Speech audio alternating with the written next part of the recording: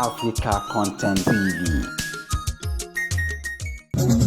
Ọlọ́gbọ́nà àbọ̀dà yàrá bí ó bá bá bá ìjọba. Lórí bí a sì rò ní wá. Eré ẹgbẹ́ mi àbíá. Èyí lórí bí a sì àbíá.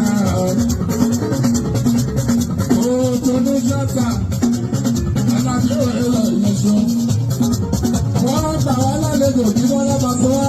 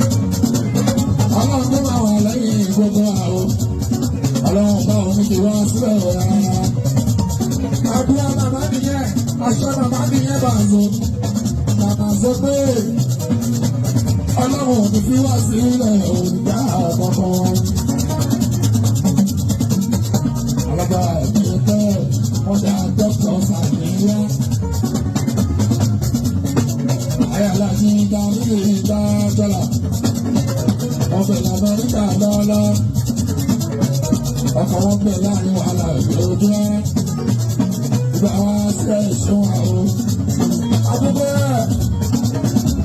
Gbogbo kẹ́kẹ́ lọ sókè jìbọ́lá ìyànjú yín lórí kẹ́kẹ́ lọ sókè àtẹ̀kẹ́ kájọ́lá ẹ̀ṣọ́.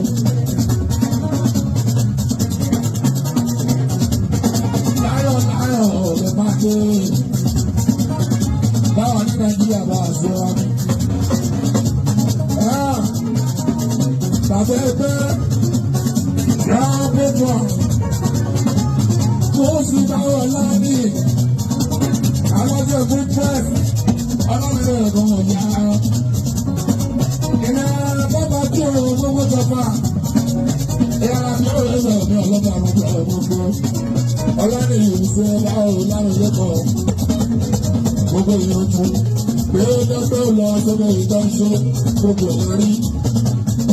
Ọlọ́wọ́ balẹ̀ lọ́sọ̀ fún ìyá àgbà náà lọ́wọ́ bá sọ gbogbo ọlọ́sọ̀ fún wa. Bẹ́ẹ̀ lórí ẹ̀ lẹ́gbẹ́ pọ̀ ẹ̀tọ́. Ọlọ́wọ́ bá lórí ẹ̀ ẹ̀kọ́ àgbo sí ìyẹ̀kẹ́ o. Ẹgbẹ́ yìí ò ní bàjẹ́ bàjẹ́ o lágbára lọ. Ẹni tí ó bá so dájọ́ ni inú ẹ̀yìn.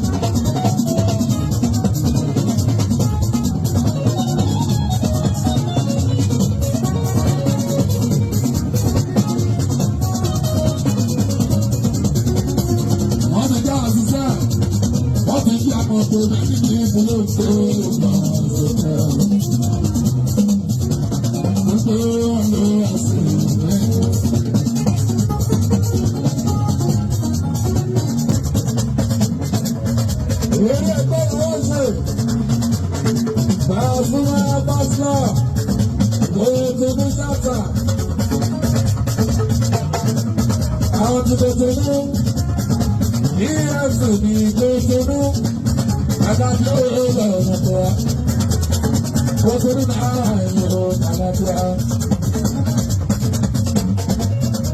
Èdè lọ́jọ́ kẹrìnlá oṣù àkọ́kọ́ 2024, 2024, 2020 achievement, 2020 greatness, 2020 grace. 2020 happiness on the 14th of January. Ọdún tuntun náà bá padà jẹ́ ọdún wa. Gbogbo ọdún náà ló. Benin Republic ìbára yá fáwọn PLC ẹgbẹ́ ọdún ọdún. Àwọn PLC náà gbà, àwọn PLC náà rè ó.